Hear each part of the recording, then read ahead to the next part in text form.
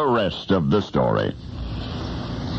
A.S. Nico, N-I-C-O, was his name. He was general superintendent for the Genesee Pure Food Company. The company's cornerstone product was a drink made of burned sugar and roasted rye grain, very popular in its day, and Mr. Nico was the plant superintendent. Now, one morning, he and his employer, Francis Woodward, were touring the facility. Mr. Woodward, by the way, was also founder of Genesee Pure Foods. They were strolling the plant. They came to the storage area, and they stopped. In momentary silence, Mr. Woodward gazed at that mountainous pile of food cases, cartons containing a certain food product, which Genesee had been trying to market for years, utterly unsuccessfully. Mr. Woodward then turned to his employee, Mr. Nico, and he said, I have a proposition for you. I'll give you everything that's in those cartons and all of the rights to the recipe for $35. The superintendent replied, No. I think first you should hear the rest of the story.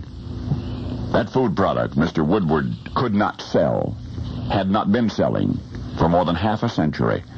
It was originally concocted in 1845 by a man named Peter Cooper, philanthropist, inventor of the famous Tom Thumb locomotive. Cooper even took out a patent on the formula, but nobody wanted it. And then in 1895, a New York cough medicine manufacturer named P.B. Waite went into the packaged food business. 2 years later, he added the Cooper concoction to his line of products, but Mr. Waite had no better luck in marketing that than had its inventor. So he, Mr. Waite, sold the product to his neighbor, Francis Woodward, the founder of the Genesee Pure Food Company, sold the whole thing, rights and recipe, for $450, but Mr. Woodward could not sell it. So one day, as he's touring his plant with his general superintendent, Mr. Nico, he happened to cross the unopened, unsold, unwanted packing boxes full of Cooper concoction and the stuff that had refused to sell, and he turned to the superintendent and he offered to sell him that product and the recipe, all of it, for $35. Well, that's almost 100 years ago. Today that product is cherished among America's favorite foods. It has been enormously popular as such since the turn of the 20th century. But now you know that once upon a time, it was a total flop. And for more than 5 decades, it was a total flop and practically given away by Francis Woodward to an employee, A.S. Nico. Now, P.S., nobody remembers what the initials A.S. stand for. Nobody recalls as much as Mr. Nico's first name.